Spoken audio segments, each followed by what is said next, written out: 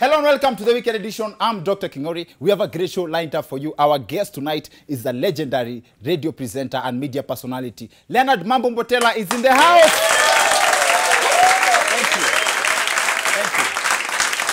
Thank you. Before we get to that part of the show though, this week, in his own words, Baba revealed that ahead of the handshake announcement, he tried calling his counterpart Kalonzo, but his phone status was similar to what happened on the day he was being sworn in as president. Hayo ni maneno ambayo tulikubaliana naye na Uhuru na tukakuja sasa na tukasalimiana pamoja. Na baadaye mimi nikapiga Kalonzo simu kabla tujatangaza. Simu yake ilikuwa mteja. Why are people laughing wakisikia Kalonzo alikuwa mteja? What's funny about mtu kukuwa mteja? Man, this guy is mteja, man. You guys, what's funny about that? Kwani Kalonzo hawezi kuwa mteja due to natural causes? Kama kuhepa forma ujisikii nayo. Atie buda, kesho tunaenda swearing in. Natural causes. I wouldn't be shocked if Kalonzo alizima simu because he was also in the same room Baba and the president were meeting. Can you imagine Baba angepigia Kalonzo simu alafu ilie chini ya kiti? This now seems like a trend. From 2007, when he left Baba to run on a different ticket at the last minute, to the swearing in, and now to the handshake. Kalonzo has always been available, but the moment Baba gets close to the presidency, he's out of reach. And I think it's unfair to politicize history of Kalonzo kukuwa mteja though. In fact, if his phone was off because he had run out of charge, that's proof that he's not interested in power, which is also a characteristic of a great African leader. Means he cannot hang on to power for too long. But I wouldn't be shocked to find that mteja is how Kalonzo is saved on Baba's phone. So ile time anaenda kumcall anaangalia anapata ni mteja. Baba also revealed that he called Mudavadi on that same day. Mudavadi nilipata nikapata kama hako kwenye kiwanja ya ndege. So technically Mudavadi's phone was on, but he himself was on airplane mode. Now elsewhere, the Machakos County Assembly made history this week after they approved the provision of lactation booths in the county assembly. Hizo ni ofisi za kunyonya.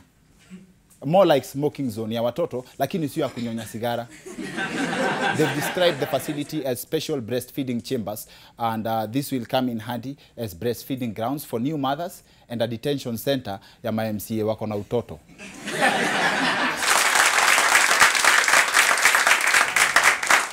Now, this week, Kenya's leading online newspaper, Nairobi News, brought up the story on the fate of Moi Day celebrations, which were restored by Justice Odunga last November. If the Interior CS Fred Matiang'i gazettes the holiday, next Wednesday, that is 10th of October, will be a public holiday. Then 10 days after that, Kenyatta Day. By the time we get to the 365th president of Kenya, 364 to be accurate, out of 365 days in a year will be public holidays. I say 364 because Kenyatta Day will be 2 in 1. I would live to see how Kenyans celebrate some of the other holidays. Hey, ni aje msupa? Ka una mpango hii wiki si ukuje mtaani Kalembe Day.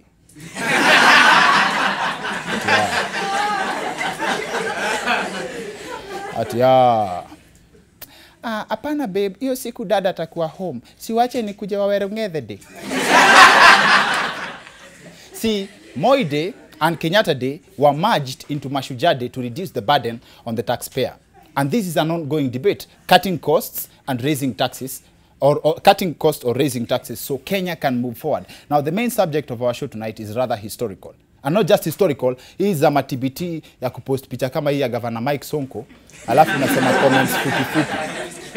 You see, I'm sure most of you didn't even notice that that's not our governor.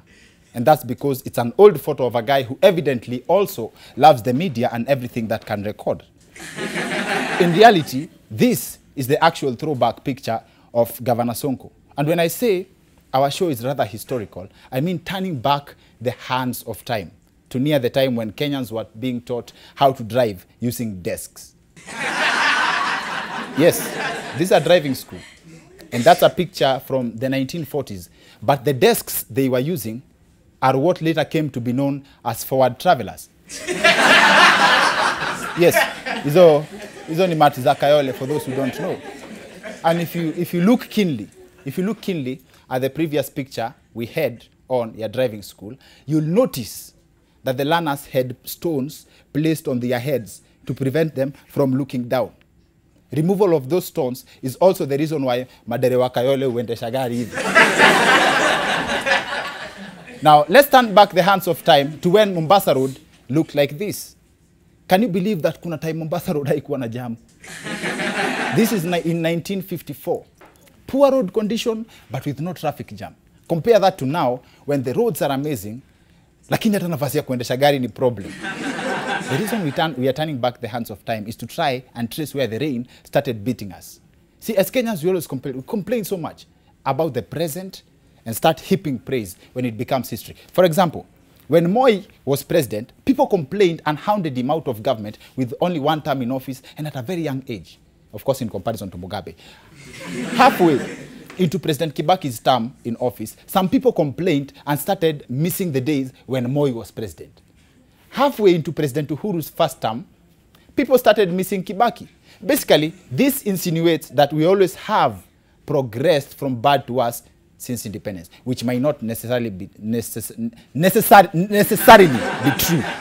To see how true this is, we went back in time to find how things were, how easy things were back in the day. And we stumbled upon this clip from the 1982 coup attempt. And by coup, I mean military coup. I just had to clarify that because I know in the present day, coup can also stand for the sound you hear, Slay Queen akirivasi gari ya driving school. Huyu nilimwambia aweke breki akaenda kwa mafuta. Nikasikia coup. Mpaka mkahawa ndani gari ikasimamishwa na sufuria getheri. Unajua siku hizi iko na material nyepesi. Hiyo getheri imepiga gari right off. Alafu unajua kama hawakuangalia chakula vizuri. Kuna customer hapo alipewa madodo akaanza kupiga kelele ati chakula imepoa. Kumbe ilikuwa imetolewa kwa carburetor. Now I'm not interested in the details of the unfortunate coup attempt in 1982.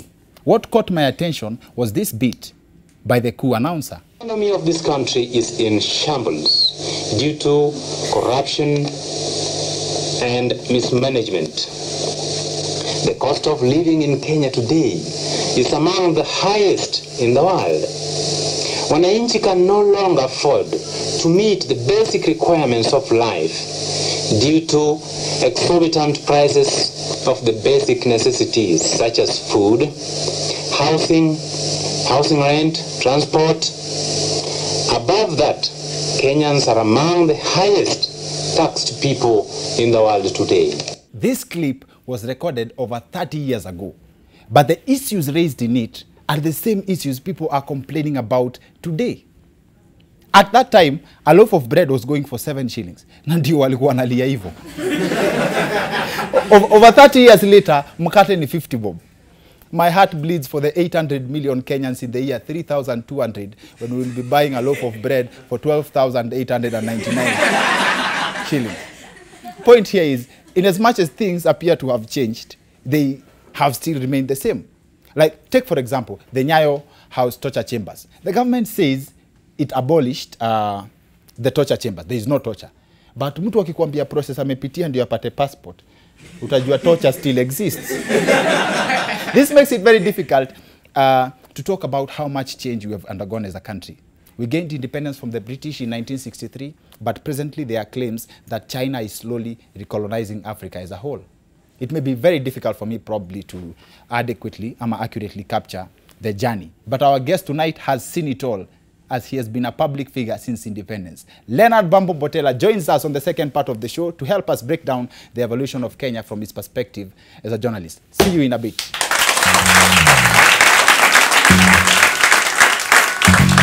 Life is a journey, and GG Motors offers you the most reliable means to get to every planned destination. With a reputation spanning over a decade of the best trade-in and import deals in the country. GG has created a brand that will definitely get you there. Visit any of our branches on Hurlingham, Agwins Kodhek Road and Kiambu Road, or call 0726 310 490 for a chance to move in style at a price that is friends with your pocket. GG Motors, your trusted motor dealer.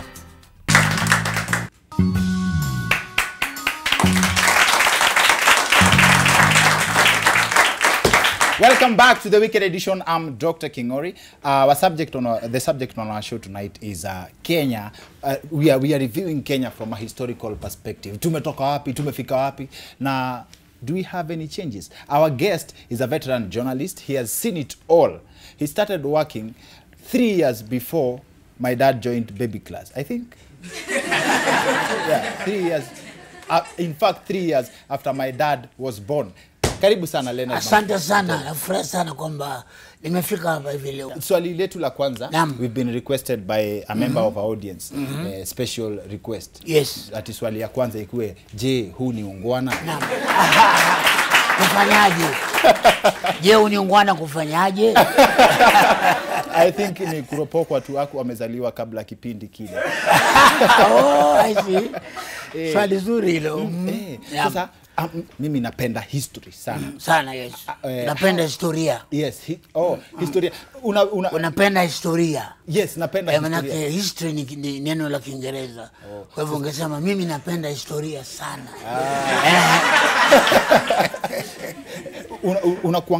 Unakuanga mzalendo wa Kiswahili sana.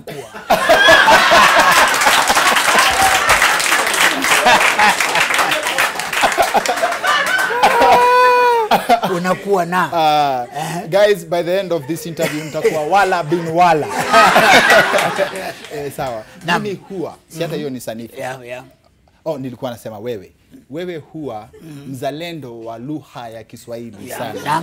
Wewe uchukizwa sana na watu kukatakata maneno ya Kiswahili. Naendanga na kujanga na kulanga. Mama ako na mambo kama hayo.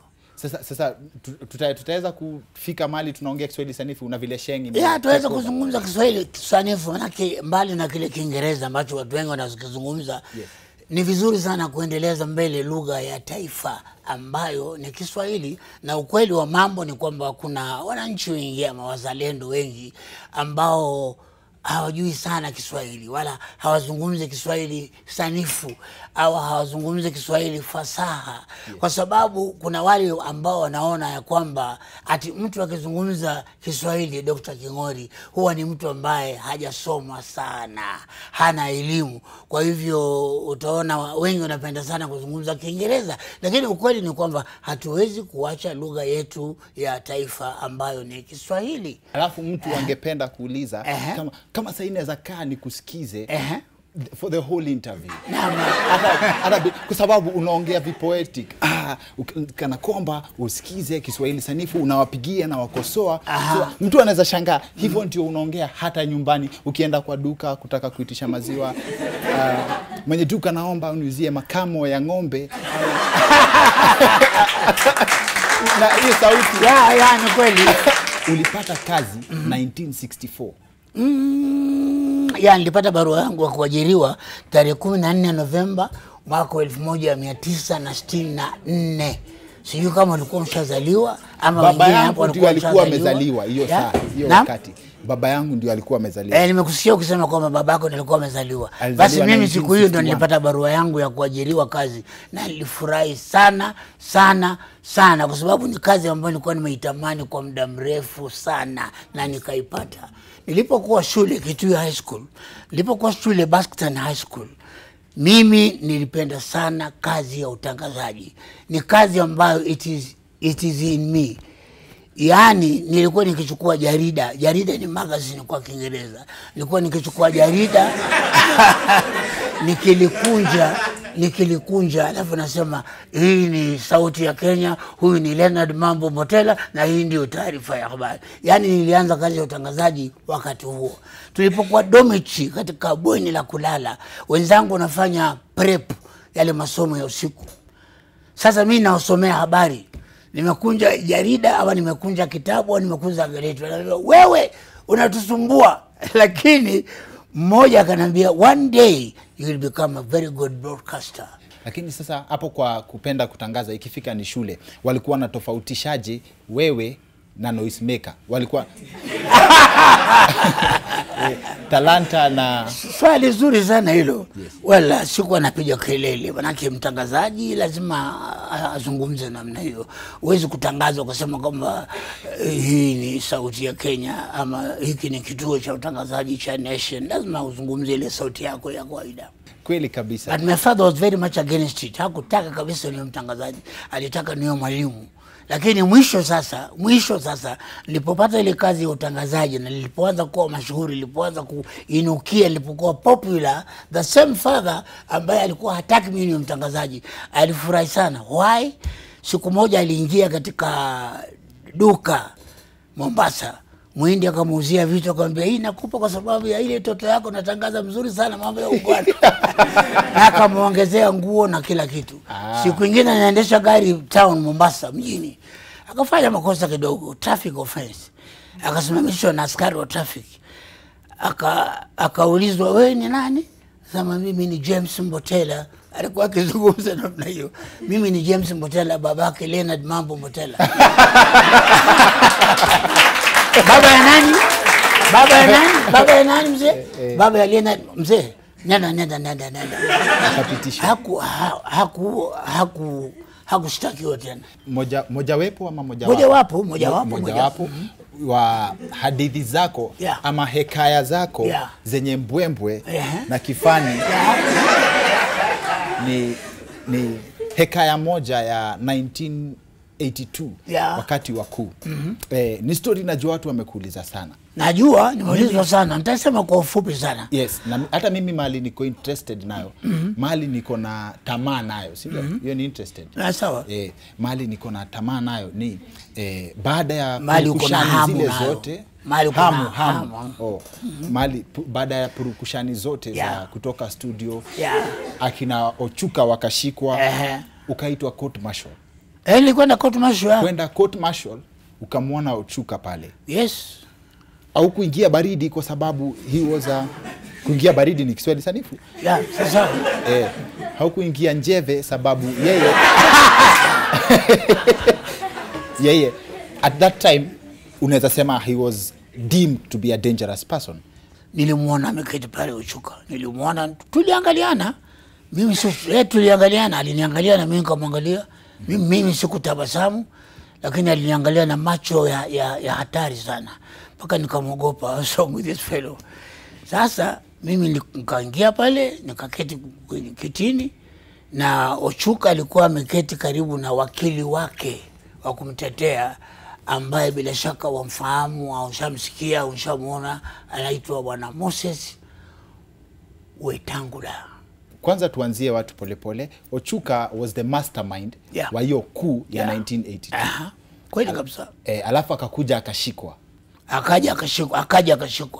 Sio akakuja, akaja akashikwa. Alafu lawyer wake akawa ni Moses Wetangula. Alikuwa wakili wake. So Moses Wetangula was the Cliff Ombeta wa 1982. Kabisa. Alikuwa pale pia akaniangalia, alikuwa ananifahamu, akanisalimia vizuri. Alafu baada ya hapo ndio nikawekwa kizimbani pale sasa.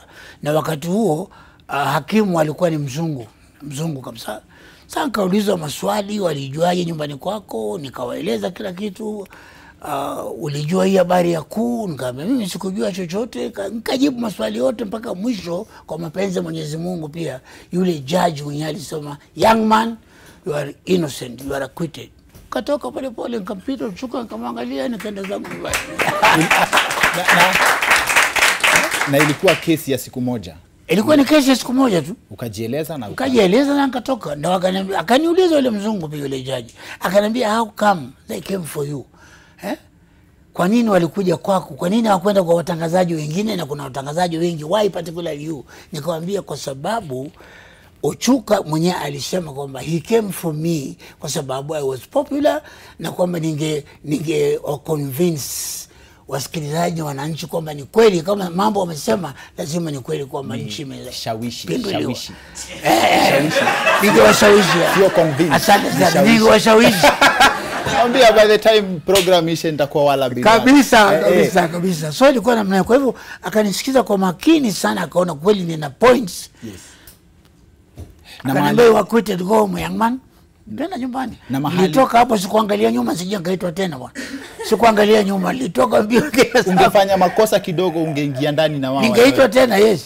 kuna watu wamekuwa wakiongea ati Moi was a dictator, but lakini ukiangalia compared na Idi Amin, kuna tofauti ya neno dictator.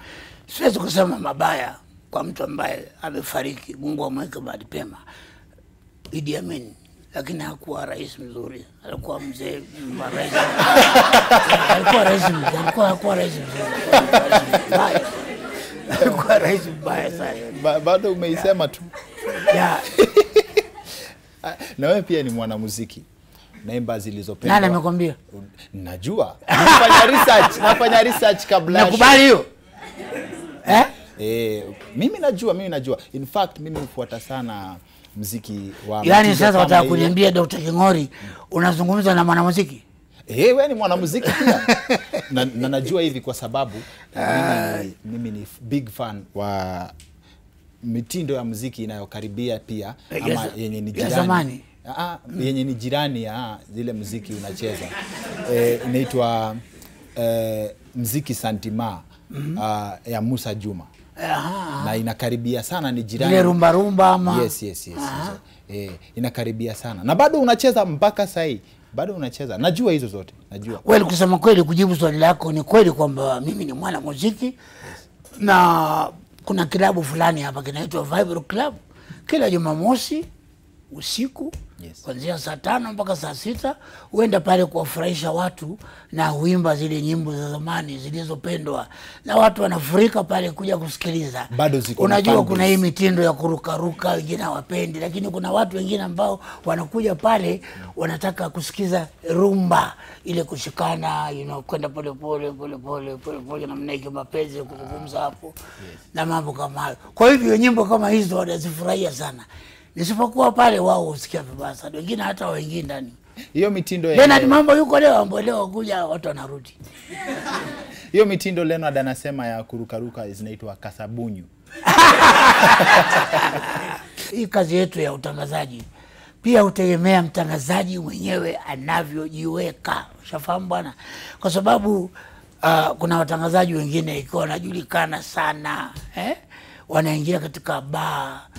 Sasa yeye anatakiwa kesho asubuhi afungue station, to open the station, anakwenda pale ba mashabiki, wewe ndio fulani, pewa.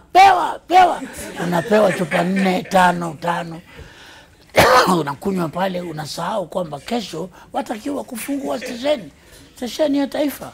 Sasa dereva anakuja pale nyumbani kwako, mama pengine anafungua dirisha, anasema akulala hapa. Hayuko hapa. Na ni wewe mtangazaji ambaye watakiwa kwenda kufungua stesheni. Na hiyo swali sasa unaona hapo sasa yule driver anatatizika atafanya nini? Na sasa ni 5:30, saa 11:30 na stesheni yafunguliwa saa 12.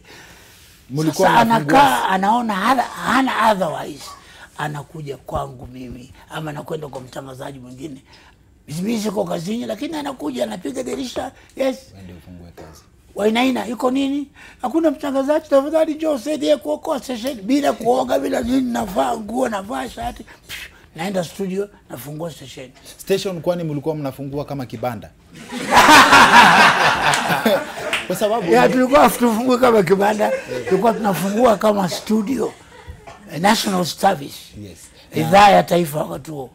Na umekuwa ukiangalia hizo miaka zote. Tukikaa nawe, I wish show yetu ingetupatia nafasi ya kuongelea story. Tuanzie 40s, tuanzie 50s, 60s, 70s, 80s, 90s, zote umekuwa. Kukuwa na hiyo nini, mtu kama mimi tuseme kwa industry nimekuwa from the 10s. Sasa swali ni ndio ukue bado uko form baada hizo miaka zote. Form ni shape. Bado uko sawa. Ni swali zuri, asante sana. Kama nilivyokujibu hapo kembele, ni kweli kwamba hata watu wengi wananiuliza, wewe namna gani, mbona uko namna hii, mbona uko namna gani? Maana bila kujisifu, kuna watangazaji wengine ambao ukiwaona sasa hata wenyewe wataona huruma. Hutegemea mtu anavyojiweka mwenyewe kiafya na kimaisha pia vile na kumtegemea Mwenyezi Mungu na mambo kama hayo. Kwa sababu wajua ukijiachilia tu namna hii pengine huli vizuri, unaweka pombe mbele sana kuliko maisha yako mwenyewe, umetakupeleka vibaya. Kwa hivyo utegemea wewe mwenyewe jinsi unavyojiweka. unajiweka vizuri, unakula vizuri, unalala mapema na mambo kama hayo, na zaidi ya yote unamtegemea Mwenyezi Mungu Maulana Rabuka ambaye yeye ndio mweza wa kila kitu. Yeye ndiye mkubwa wa waziri, yeye ndiye mkubwa wa rais, yeye ndiye mkubwa wa manager, yeye ndiye mkubwa wa bosi wako. Yeye Mwenyezi Mungu ndiye anayekuweka na ndiye anayekupa afya na uzima. Ni kweli. Turudi hapa nyuma kwa kulala mapema. Kulala mapema?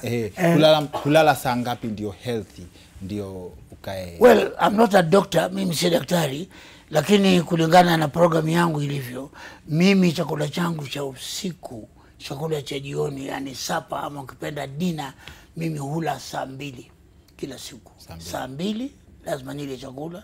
Saa 3 sikosi taarifa ya habari ya saa 3 ya runinga. Taarifa ya habari ikimalizika naenda kulala. By 5 I'm up. Since 1964. Since 1964 mpaka leo. Tena unajua mazoea yamekuwa ndani yangu kwa sababu mimi nimefungua stesheni kwa zaidi ya miaka 15, opening the station. Na ni kazi ambayo nilipenda sana. Dereva alikuwa akija nyumbani kwangu, badala yeye apige honi, ananikuta nje nasimama na mngoja kwa sababu nilikuwa napenda kazi. Leonard, tunashukuru sana. Hatujaweza kuchimba ndani ya ile story ya 1982 kwa sababu imepigwa sana. Nimezungumzia kwa muda mrefu sana. Labda kitu kimoja ambacho ningekuomba uniruhusu nikifanye, kwa sababu hata mtazamaji anaweza kuuliza, wewe ulisema ni mwanamuziki, kwa nini huwezi kutembea kanyimbo kamoja? Tuangarumba. Malaika, nakupenda malaika. Malaika, nakupenda malaika. Nami nifanyeje kijana mwenzio? Nashindwana mali sina, ningekuoa malaika. Nashindwana mali sina, ningekuoa malaika.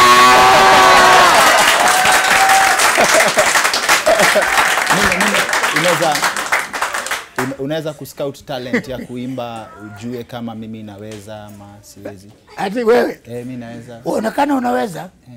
Maana wewe unajua ni mchekeshaji, wewe comedian. Yes. Na bila shaka kwa mambo ya kuimba unaweza kuimba. Si lazima hata nikuwe na sauti ile. Unaweza kuimba. Kama ni ile sauti ya kukwaruza ama ya kuchekesha watu, na kuona unaweza kuimba. Yangu si ya kukwaruza. Basi kama ndivyo unaweza kuimba. In fact kama sio comedy ningekuwa Chris Brown, but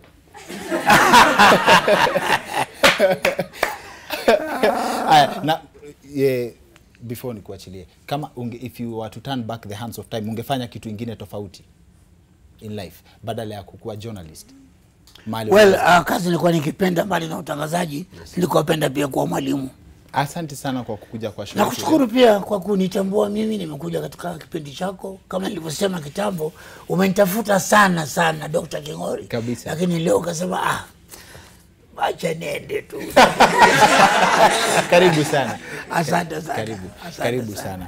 He's also a great fan of the show. He also watches the show kama kawaida. Wapi makofi ya Leonard Mambo Mbotela. That's it for the weekend edition. See you next week. My name is Dr. Kingori.